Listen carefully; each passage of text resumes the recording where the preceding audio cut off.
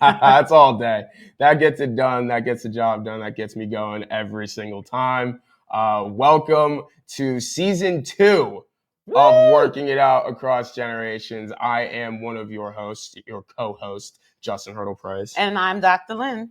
And we have a very, very important episode today where we have a special guest who is going to be talking to us about conflicts between racism and money. Now, often a lot of people don't get into, I guess, the racism part of money, or would think that that's not a part of money and the systems that be, but it very much is a focal point. And we think that we've got a very interesting voice to come shed some light on this issue. Yeah, first of all, season 2, episode 1, we had to make it special. That's really important to us. But the other thing is that it's season 2, we're going to start bringing on guests. And we couldn't think of a better first guest than our first guest, Dr. Joe Burns. He has such a great, interesting story. We all have such a great and interesting connection to one another, and we're just wanting you to find out about that today. And, racism isn't always a topic that people think of in connection to conflict, but it is, right? It's a huge conflict, and we do a lot of work around that in the United States. And so you'll hear a little bit about that today, but I want to bring on our special guest, our Dr. Joe Burns. Check this out, y'all. He is a money EQ specialist and creator of the Money and Racism podcast, woohoo, which premieres tomorrow for all of you. Another reason to have him on today. Dr. Joe Burns helps people committed to their end goal to improve their relationship with money and stay in financial flow over fear. Did you hear that? Stay in financial flow over fear, because we all got fear when it comes to money. I don't even care how well you are doing. The leaders and couples hire him to challenge their perspectives and brain hack their emotional reactions to money so they can build the pathway and bank account that gives them back the control to achieve what they really want. He's the go-to guy when you've tried other self-development or wealth management programs to manufacture growth, but they didn't work how you wanted. And it feels like time is running out for you. I'm going to say, reveal, be transparent. He's my money coach. And it's just a pleasure to have you here, Dr. Joe Burns. Thanks so much for having me on the show today. I'm super excited for this conversation. Yeah. It's never an easy one, but I find it fun now. And we can get into why I say now versus earlier. But I'm just super excited to be here today. That's Absolutely. so good. Thanks for being here. Yeah. So please tell our audience what you want them to know about you, Dr. Joe, and what you do. I mean, from what you read, that's pretty much encompasses the biggest part of what I do. Really, I help people with how they feel about money. And as we're going to find out today, the intersection now of kind of how racism plays a big part of that, with my podcast coming out, just helping people become more comfortable around money, and really making money their best friend. That's really a tenet of what I teach, what I help people with. Because hey, we want our friends to come over, and why can't money be one of those? So, I like that. Starting off early with a gem. So, if you don't mind, we've actually got some questions for you, just to help get to know you, your message a little bit more, and hopefully get some interaction out of some people watching. So, I hope so. I love love questions. All right. Let's go. Perfect. So, first one that I've got for you is just kind of a foundational question of, your work as well as your podcast, right? Where did this interest come from? Where did this begin, wanting to understand relationship to money, and then I guess branching into a conflict of it, which is, or part of it, racism, right? Where did all this come from? Man, it's like, this is the people always ask this, and then when they find out my history, they're like, wow. They're like, what actually happened? Like, where'd you come from? Because I mean, honestly, my corporate career, my whole trajectory in life I was going on was in IT and operations, to be specific. Doing some programming, doing some just geeky stuff. But as life would have it, life's the best teacher usually.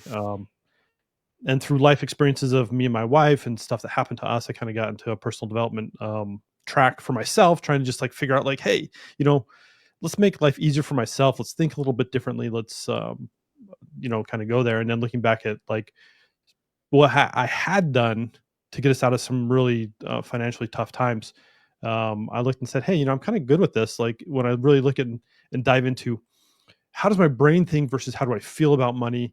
How does that change my relationship with money, which was a big thing for me. And as I started looking at it differently, I started having better results. And that's the one thing I always want people to understand, like when it comes to like the side of like conflict and money, like any parts of the conflict. And Dr. Lynn would tell you this. I've worked with her extensively on this for myself. As we clear up these conversations, is willing to have these conversations, it makes life a lot easier. Yeah. We can start, really building up from that. So we start there. And then as I kind of continue along my journey with, okay, I'm gonna start my coaching business and, really start helping people really identify what their relationship is with money. I got involved in kind of a program that Dr. Lynn also runs called On the Matter of Race, really looking at my own racism and beliefs as a white man in America, and how I had not paid attention to the damage I was doing by saying, hey, life's okay. I'm not hurting anybody. Everybody has the same opportunities as me. Like all these things that are like not helpful. And then I started taking the approaches I do as I started down that path and say, okay, so how's money involved in this? How are these relationships similar? How is the conflict the same? How do we see these things and how do they intersect? So were you surprised that you could find anything on this topic, like enough to you're doing a podcast is on racism and money? Like, did you think maybe there'd be an example or two? Yeah, it was interesting in the beginning, and all the credit goes to you, Lynn. All of it goes to you because you pushed me hard. You're like, there's got to be something here, because in the beginning, like when I first started going, I'm like, I don't know if there is enough. Like, is there something again from that fragile white man's perspective? Let's say that specifically, because I'm like, is it really a big problem? Like, I know like the emotional side, everybody can benefit from, but is there really this piece on the racism side? Which obviously the answer is yes, like a resounding yes. Like that was just, again, my ignorant white man perspective on the situation. Unfortunately, there's not a lot of literature out there written by a lot of people about the problems with a financial institution, with how racism affects money, with any of that. There are a few really good books, but very few. You're going to have to write one then, Dr. Jones. I was going to say, maybe a book is in the future too. One project at a time, one baby at a time, but maybe that's in the future. Oh, yeah. But there wasn't a lot out there, so maybe. But there are a couple of written by some very, very exceptionally smart people. Like I feel like super smart, way smarter than me. Well, they've taken it and written it down, right, and put it together. So it's been interesting. And that's kind of where I started too. When I started thinking about, well, maybe I'll do a podcast, right? This is great. I had been wanting to do a podcast for a long time. And so I'm like, maybe this, right? Maybe this is the thing I'm going to do. And I started out with, should I do a historical one talking about all the history that's happened? And there's a lot of that out there, right? If you just search, there's so much of it out there. Absolutely. And I'm like, well, I'm not really a historian. Like I like history, but I'm not a historian. So to get really geeked out by like history, I'm like, yeah, the stories need to be told, but am I the one to do that? Right. Like, probably not, because they're interesting to me and I'll do research, but it's not like, I'm not going to dive in probably as deep as I really wanted to. Right. I wanted to give the conversation, the reverence it desires. Right. And so as I started going through the iteration of the podcast turned out to be, I think this is like iteration number 4 of all the ideas I had, right. As I just kept iterating on it, I'm like, that's not right. That's not right. That's not right. And what I always had wanted to do when I first started, I had this idea, and it's funny that like, after we iterate on all the ideas, like how they finally come out to be, right? And I'm like, I really want to show the humanity side, because something that you both have taught me is that when we look at racism, right, we usually try to, as white people, we do this really well. We always try to systemize it or think it's like they, right? That they conversational. It's just that problem and they're going to take care of it, right? That ambiguous people that exist but don't exist, right? Right. But what you've both done very well for me is you've humanized what happens, for better or worse, right? The stories, you see people behind it. And I think that's one thing in the beginning of my journey, specifically through the racism part, is seeing the humanity side of how this affects individual people, not just communities. Right.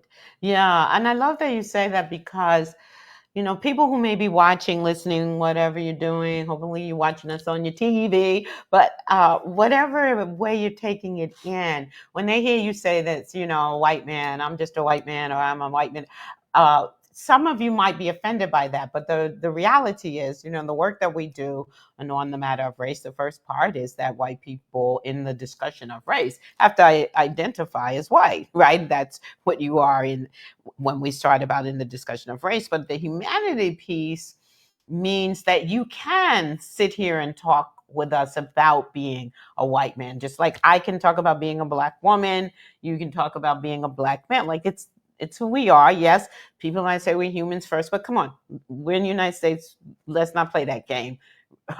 Racism's real, and that's where we start. And when we start like that, the humanity in us can sit and have a discussion from our different racial identities about what we know about racism. And for you, the connection between racism and money wasn't an easy one, but it's turned out to be easier as you've gone along with your different iterations. 100%. Right. And you know the story. And the people out there watching, here's the story. I've been working on this podcast for like 5 years. Yeah. All good things take time. They do. The only reason we didn't push you harder is because we knew racism wasn't going to end in 5 years. So we had time. It's true, right? You've been, Dr. Lynne, you've been pushing me for so long, right? And there's been this piece in the back of my mind that's like, that I wanted to do it, and I've had to work through my own white fragility, right? And all of that to even get to the point where I'm like here. And again, like I said earlier, I wanted to give it the reverence that it desires, right? This conversation is not an easy conversation. Right. And I'm taking two really hard conversations and mashing them together. Oh my God. Who likes talking about money anyways, yes. Right? Right. And then nobody likes talking about racism either. So I'm taking these and smashing them together, So at the end, the podcast ended up really being more about the humanity of people, specifically, communities of color, and really what their stories have been around when it comes to the area of expertise that I've had them come in for, but specifically about money. Like how's the financial side impacted what you do for business, what your business is about, how you've lived your life. Right. So that's kind of where I ended up, and I really I'm having fun with it now. It doesn't feel like work. And so I'm like, when that happened, this is the angle I want because it's fun for me now. Right. Right. Doesn't mean the conversation's like not light and it's, it's heavy stuff. It's not like we're laughing. Well, we do laugh on the podcast, but it's still a heavy conversation, but it's enjoyable as far as some of the work I'm doing to bring these stories to light, and hopefully they can help people see that, there is a humanity side to this, and here are the individual people who it's affecting, and here's how it's affecting them. And then can we do anything to change it? Yeah. So what's the outcome? What are you hoping people will hear on this podcast? My goal is that white people can connect with the communities of color and the people I have on there in a way that they see that these are individual people that are being directly affected by the systemic racism that exists in America. That's what I really want to see, because I don't know about for all the rest of you all, but every time I make changes because something personally happened to me. Right. And my wife has tons of stories. The car breaks, but if it's her car, I'm like, well, we'll get it fixed. But then I drive it and it's like not reliable. Then like, man, it's fixed the next day. She has a couple stories like that, but when it affects me right directly, then pretty soon, I think as humanity, as humans, right, we do have a lot going on, but when we can be personally affected, then we start allocating more resources towards making, finding a solution for whatever's broken. Absolutely. Absolutely. And I want to ask this next question in relation to something you had brought up and you had touched on, which was, you're already bringing together two very heavy, difficult topics to have conversations around, right? And because it's not just an informative thing, these really are just conversations and experience sharing from people, right? And what makes you feel that you're the right person to take that on, right? I feel like you said it.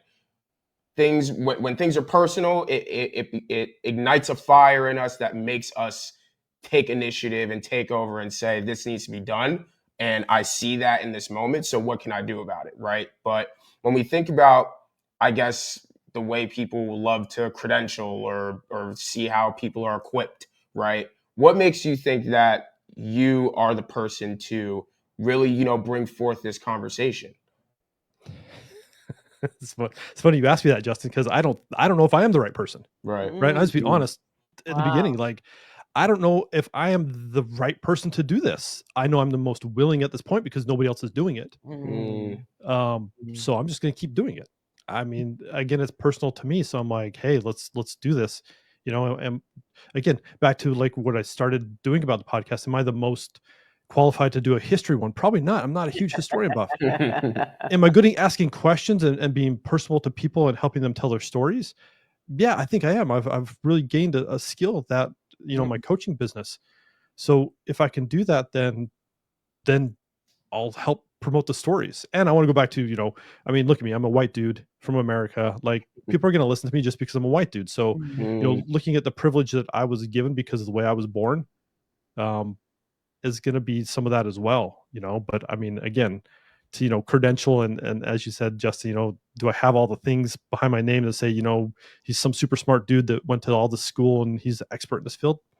No, but I'm willing to have the conversation and navigate the conflict that exists in both these conversations. Yeah. Yeah. I don't think there's a lot of people willing to do that. Yeah. Yeah, I think that's absolutely beautiful. And the only reason I bring up credentialing is to literally show the irony around, just how much energy we put into where people come from and the way they say certain things and who taught them what and how, and it completely becomes the thing that honestly negates or starts to negate everything about that person that does make them, if not more willing, actually qualified to have that conversation, right? And the fact that you just said willing, right? A willingness. A lot of people are thinking a lot of the same things, but who's willing to say it and who's willing to say this is a conversation that at least needs to be started? I'm not the one who can hold it out the whole time, right? But I'm at least willing to play my part now in saying that starting it is important, right? So I really resonate with that a lot, Joe. Thank you. Yeah, and there's a lot of history. So it's funny when you say, I'm not the historian, that's not my interest. And I absolutely love history. I'm not the historian, but I love history. From a context, right. Yeah, but so and as far as I know, there's a lot of history around this connection of racism and money. And then you also do the human side. And so wondering anything that's shocked you or surprised you in your when you started researching this topic at all. I don't know if we have time for enough time for today to talk about all the things. Give us give us a couple. Right? Yeah, give us a couple. Yeah, it's just amazing. Like, I read a book and the author's name always eludes me, and I apologize to her, but it's called The Color of Money. Like, if you want a really good book that tells the history of the financial industry in America, read that book. Yeah. Especially when it comes to Black-owned banks and what's happened to the Black community specifically around financial institutions. It's just it'll make you mad. Like, I'm not gonna be. It's gonna make you mad. Yeah. 100%. But just how every time that even like she kind of starts around post Civil War, and every time and you look at happening over and over and over, but every time the Black community starts to become wealthy, there's always white people there to stop them. right? And that's just like a realization. Like you hear about it, but here's some, you know, factual historical documentation that shows it very plainly over and over and over and Yeah. over, right? And people are like, well, that's back in the Civil War, that's all. Yeah, well, we can go to the early, what, it was 1920s when Tulsa, Oklahoma happened. I didn't know about that. Nobody taught me about that. Right. Yeah. You know, Lynn, you were the one who said, hey, go look this up, go start doing research. And I'm like, holy cow. You know, and then when you look at other situations, right? Because if anybody gets in and knows about Tulsa, or even goes and starts to do research about it, go do research, because it's pretty atrocious what happened there. There were other communities that were doing just as well, and for better or worse, they decided we have to get smart so that the same thing doesn't happen to us. Right. You know, so there's a lot of really interesting history, because it's not like I don't like the history. It's just like, you know, digging into it. So there's a lot there to go and say, you know, if you start asking Google the right questions, it's going to come back with a lot of information that you didn't know. Yeah. And I mean, we were sold on the stock market, you know, Black Wall Street. Y'all don't know any of what I'm talking about. A good Google search will do that. And I know too that if you decide you want to tune in regularly to Dr. Joe Burns' podcast on racism and money, then you're going to learn a whole lot just doing that. So what about from your stories? Oh, I'm sorry. You go ahead. You ask a question. That was you. Yeah. Okay. You good? Go ahead. Okay. All right. Can you give us a sneak peek on some of the upcoming episodes? Oh, we got. I mean, there's sneak peeks of ones I have recorded, and then I'll give you a few that I want to get. Ooh, because I think all right. conversations are really interesting. But there's a couple that we talk about education a little bit and what's happening in education. There's an episode that we talk about Black women-owned businesses specifically, and kind of the plight they're in right now, and specifically Black women in even corporate settings, and you know, kind of the racism that happens there, and you know, the pay wage gap and the opportunity gaps. There's an episode we're talking about farming, which was fascinating. When I met this individual, it was just crazy, because you don't think about, like, I don't know, farming feels like a lost art form, right? From nobody farms because mostly everything's been urbanized, but there's a large farming community and how it's affected them. Just in getting their farm, and that was just a fascinating episode altogether. There's a woman I have on there who runs a breast cancer survivors company that helps women, specifically Black women with breast cancer. And kind of some stuff they go through and everything she's dealt with research, and some really cool things that she's doing as well that I didn't even know about. I've known her for a long time, so it was kind of fun to talk to her.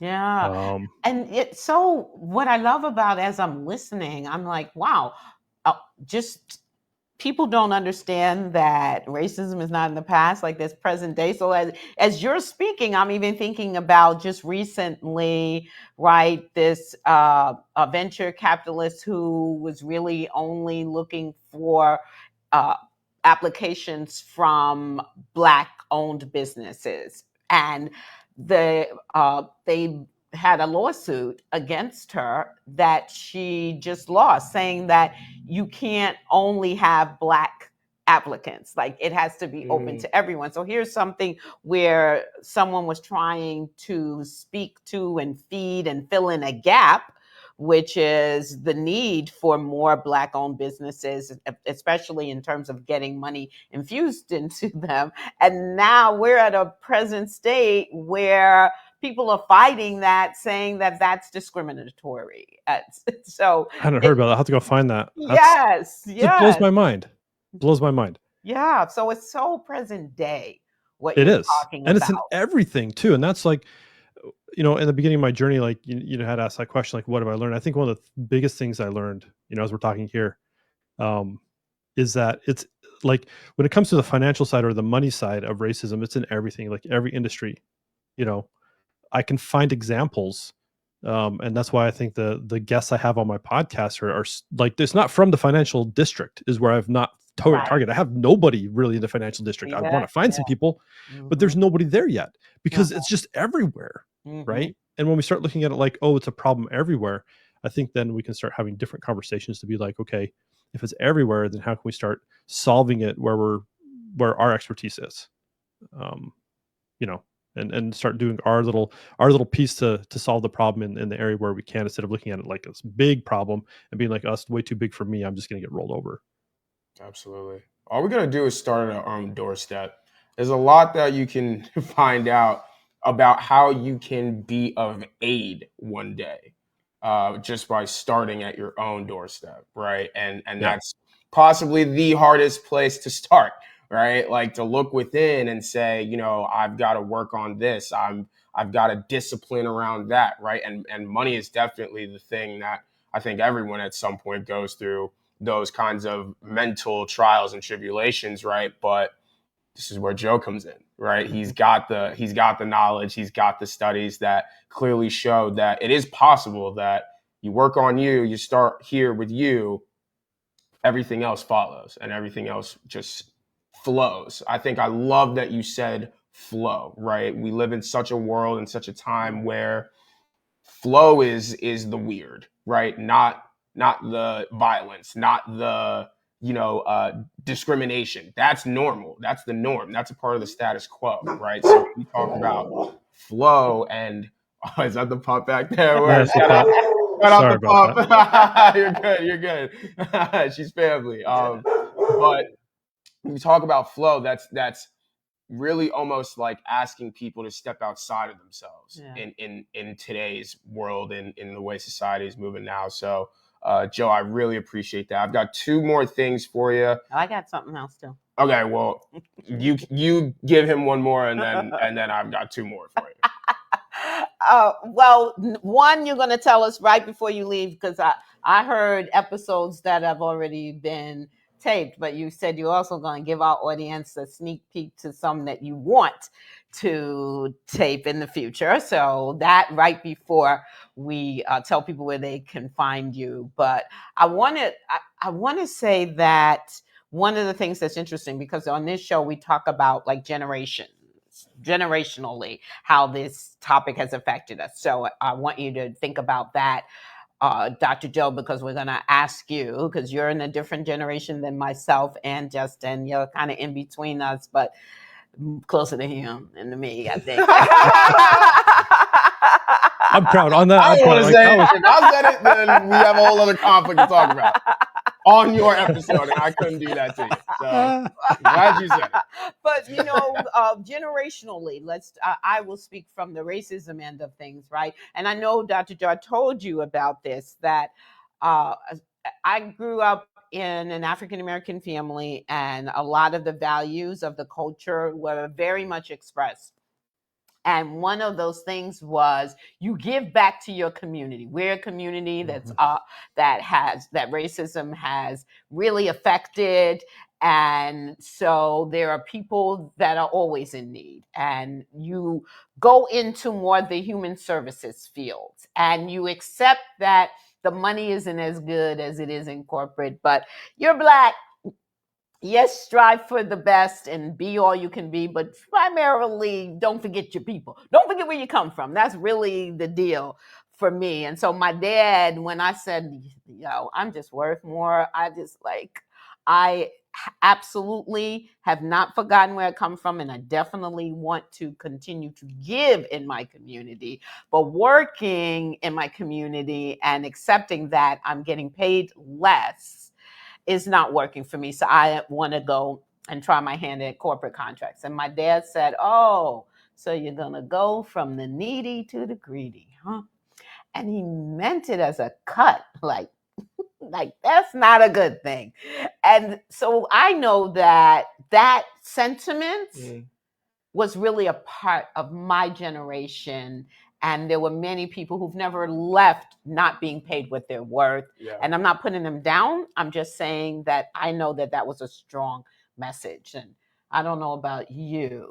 Joe, I'll try to keep this quick for you, because we do want to hear if you've, seen any differences or any similarities, right? But I think just around context and history, right? I think that my generation just hasn't taken too much of a inkling to want to know, I guess, the context and history. Like even some of the things that you mentioned, Joe, like I don't think that I would even have seen that in like a TikTok, right? Where like, TikTok is, everything now, and everyone's way of finding out what's going on. And I'm even just thinking about, the kinds of content around money that I would see. And there's definitely like, certain little tips that, people who have finance pages are, putting out there, similar to like real estate. If you're listing a house, it's kind of like giving out a tip and here, go try it out.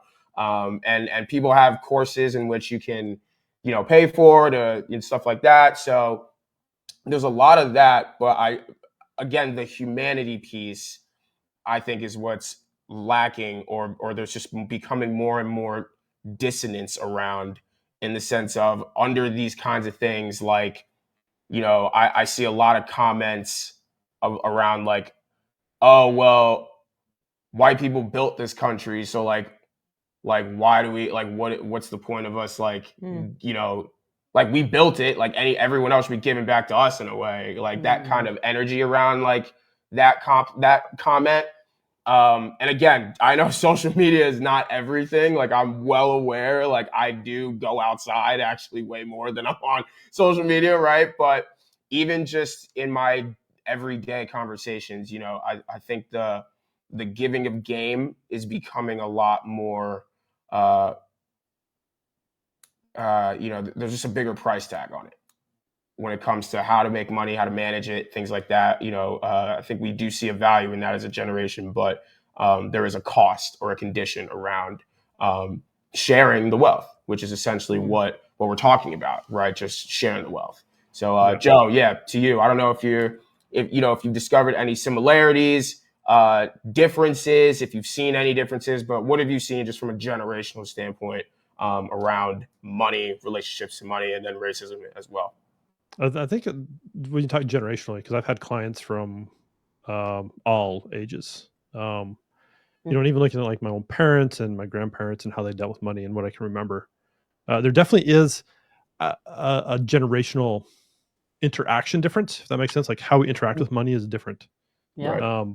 The reason why we do it is pretty similar, right? We look at I think it breaks down into a couple things. Trauma being number one. Like how traumatic have the experiences around money been for us? And again, when we talk about trauma, no trauma can be compared to somebody else's, because it's all how we see it, how it affects us. Like there's a lot of different things about that, right? So it can happen to one person one way and somebody else a different way, and there's no way to rate that on a scale. Absolutely. Right? It's trauma. Right. Education, I think, is would be the second thing, right? As you were talking, Justin, like education, how we've been educated about money and different things. Where we get our education from, how we're taught, are we even taught? Right? I mean, I look at what I was taught in school growing up, right? And to kind of place myself in between the two, I barely squeaked into Gen X, so I'm in Gen X. barely squeaked. I'm 70s baby, but barely. But I remember growing up and I'm like, they taught me how to like balance a checkbook, but what skill is that today? Like that doesn't make sense. Like balancing your bank account, yes, but and I know there are some schools out there, some education where people are trying to teach financial literacy and stuff like that, and I'm like, it's a start, but it's not awesome. And then I think the last thing would be like lived experience. How are we educating ourselves, right? Because there's a lot of stuff out there where we can learn. Like Justin said, TikTok, there's a lot of great stuff on TikTok. People are educated. I think it's a great platform to start education, because there's not a lot of great ways to find it, or it can be very confusing when it comes to money. Because I always look at it in two forms, right? When we look at money, there's a tactical side, meaning like if you go to a financial advisor, is it going to give you tips and tricks and tactics on how to make more, on how to increase your wealth and all those things that are important, right? How do you invest if you want to invest? How do you save if you want to save? Like, what are some systems around that will help you do that? And then there's the EQ side, which is where I focus, right? That emotional side of how do you feel about it? When you interact with it, how does it make you feel? Are we going to become so apathetic about it we don't even look at our bank account anymore? One big push for me right now is like, I said at the very beginning, I like helping people make money their best friend. How many of us actually have cash on hand anymore? Not very many, right? So if you just look at like how we interact with money, there's a huge gap in how the older generation interacted with money versus how the new generation interacts with money, right? It's all on the phone. It's Venmo, Cash App. It's, all this stuff moving around electronically. Like there's no connection to it.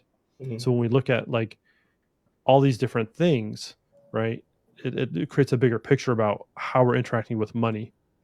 And then when we look at it, like, Dr. Lynne, your story just now, how your dad, talked to you about it, right? There's a rich cultural piece about like helping out our culture and our people and the people around us. And warring with is this going to pay me enough that I can really get to where I want to go? Yeah. Right. But it's also, I think we condition people in certain cultures to be comfortable with making less or being paid Yes, 100%. or not having the money conversation at Yeah. all. Right. Yeah. And that's what I'm trying to break, right? Is actually having that money conversation. Let's normalize the conversation around money, right? Let's have this conversation. Let's think about like why do we see so much conflict in money? Is there not enough to go around, right? And there's plenty to go around. We see the numbers, Yeah. right? Yeah. And really, right, when we look at that part and really get into like, scarcity mindset versus abundance mindset, I don't talk a lot about this because lots of people have lots of different ideas about this, and mine's like a little more grounded than most. But we look at that and it's like there's plenty to go around for everybody. But what happens is that we feel like there's not, right? Right. Trauma or education or conditioning in a way that's like, oh, there's not enough for everybody. So now I got to hoard mine. Right. And when we look at resources, not just money, but when we look at all of our resources, if we hoard them, what happens is it's kind of like water. If we hoard water, it starts to become stagnant. And stagnant water is useless, right? Spoiled food. If we hoard all the food in the world, the spoiled food isn't going to help anybody. It doesn't even help us anymore. Right. So when we look at that perspective, then you can start. I hope people really see that, hey, yeah, we can have wealth and we can help other people, but it can't be at the detriment of us, right? If we start making it a detriment of us, then it's not going to be helpful for anybody. And there's lots of anecdotal things out there. You could, equate it to like the oxygen mask on the airplane, things like that. But it has real true principles if you start looking at it from that perspective, and look at the power that can happen for the communities that you live in, that you want to serve, and how, you go make money over here and bring it to this community. It can really help them. And that's the part that I think we don't usually look at, right? Yeah. Like, how can we infuse, right, these resources? Again, money's one of those resources, but how can we fuse other resources in communities to help lift them up? Because as we're doing that, then everybody starts to benefit from it. Because how we're living today doesn't really work for most anybody. No, it doesn't. There's a lot of people who don't see any problem with how things are today, and that's cool. But there are some things that we could adjust at least at base rate before we even just talk about what needs to be eliminated, right? Which is a bigger conversation for people, right? So baby stepping our way in. But Joe, you've said so many things, you've dropped so many gems, and we really appreciate your time. Right now, I'm simply going to ask, just what's something you want to leave our viewers with? What's something you want to put out there as your last message here with us? For right now, we will definitely be working again in the future, of course, that. But right now, racism and money, and final messages, final words. What are you thinking? What's coming up for you? And then include the episodes that you're hoping, right? We get sneak peek all the way here. Okay. I think the one thing that if I could leave anybody is just be curious about the conflict. Dr. Lynne, I think that's one thing you taught me is just we've been conditioned to avoid conflict, avoid tough conversations, because I don't know if I know in my life it's like you had to get them right, like you have to. There's all these conditions around it, but if I can remember, right, and this is a continual process for myself. If I can remember to continue to be curious and ask questions about it, then I can get to maybe not a resolution, but I can become enlightened and open my brain and my mind and be like, okay, cool, I can see a different perspective. And as I've done that with both these conversations, I've had incredible conversations with people, and I've really changed a lot of perspective that I had. Mm. When we get set in our ways and we avoid the conflict because it might bring up something, in us that we want to try to avoid. We don't get to where we want to go. I'm more committed of like really becoming a better human and getting to where I want to go and reach my goals than I am to staying where uh, I am right now. Right. And stuck in those mindsets. And that's a lot of it, like stuck in those stuck mindsets that don't allow me to expand, don't allow me to see a different perspective. So yeah, stay curious. Conflict's not dangerous. It probably has been in the past. And that's just your trauma speaking. Take care of that. And as you do that, then the curiosity can live and you can have some really fun conversations, even about really tough subjects. And, whoever you're having with them, you can still walk away friends. So stay curious. Sneak peeks, things that there's a couple people that I have in mind. But I really want to get something, and I have some connections in the housing market. People, I'm sure if you stay up on the news from time to time, you'll see some really bad things happening in the news around housing. There's a lot of really bad history, like redlining and all that fun stuff that we've tried to do to communities of color to not allow them to buy homes, and housing stuff is really hot right now as well. Yeah. Because there's a lot of crazy happening in the housing market. There's that. I really want to find a few people from the financial who are really into finance. And I have some workings on some of those as well. So I get some actual conversations around finance, some more education I want to have. And then there's a couple others I'm working on that I can't say yet because I almost have them done. And if I have them done, then I'll let you know. Yeah. But really looking at just, a wide variety of really cool people who have really interesting stories to tell in a way that will help create, I think, that curiosity I was talking about, Yeah. so people can at least start the conversations and start challenging, how they think, what they think about, and how they feel about this subject as a whole. And is there a dream guest? A dream guest? Say it here because we are global. Our reach is global. Is there a dream guest? At this point in time, one person I think that I would really like to talk to would be Resma Meniken. Resma Meniken. Okay. I really, really enjoy his work, and I think that would be a really cool guest to have on there. There's So I mean, as far as right now in that kind of world, he'd be a really cool guest to have. Yes. Okay. So anybody watching, you heard it here first. Absolutely. Beautiful. So anything else before we let folks know where they can find you, Dr. Joe? I don't think anything more than just stay curious, ask the questions. And when do we premiere? When does we premiere? Tomorrow, what's tomorrow? March 14th, 2024. So whenever you listen to this, it'll be on all the major, wherever you get your podcast from. It'll be on all those platforms. Okay. Awesome. We're going to be tuning in. All right. So for those of you who want more of Dr. Joe, you can reach him on his website right there. You can reach him on LinkedIn, Facebook, and YouTube. He's everywhere that you want and desire to be. So make sure that you find him and then tune in tomorrow, right, for his brand new podcast. You heard about it here first. And for those of you, we talked with Dr. Joe earlier. He's in one of our programs called On the Matter of Race. It's a program for white people who really want to learn about racism and do something about it. It is co-facilitated by Justin and I. So if you go to my website at lynnemaureenhurdle.com, there you go. You can find out some information about the On the Matter of Race program. And Dr. Joe and his wife, Dr. Debbie Burns, have been with us almost 5 years now, learning about it. And so, he's going to be the right one for the podcast. We are so thrilled that you came and gave us your time, Dr. Joe. Really and truly honored to have you here. And you have our full support around this exciting new podcast that's coming out. Absolutely. I said my final words. Okay. I love you. Like you're the man, you're a beast. This is just money. I love hanging out with you too. And that's what this feels like. We're just hanging out, having a conversation. Yeah, absolutely. We have a lot of great conversations around this topic and more. So thanks again.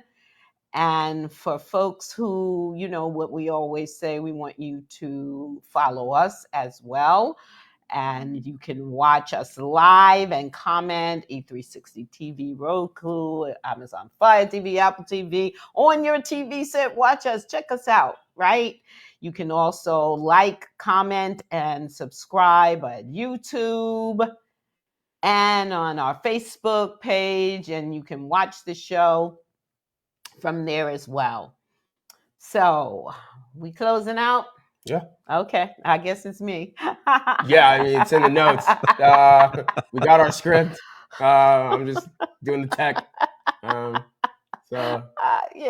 Okay. You know what we say. Yeah. Okay. So we close out every show by saying conflict is here to teach us something about ourselves. So go out there and find out what that is.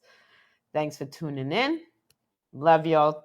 See you on the next episode, season 2, episode 2.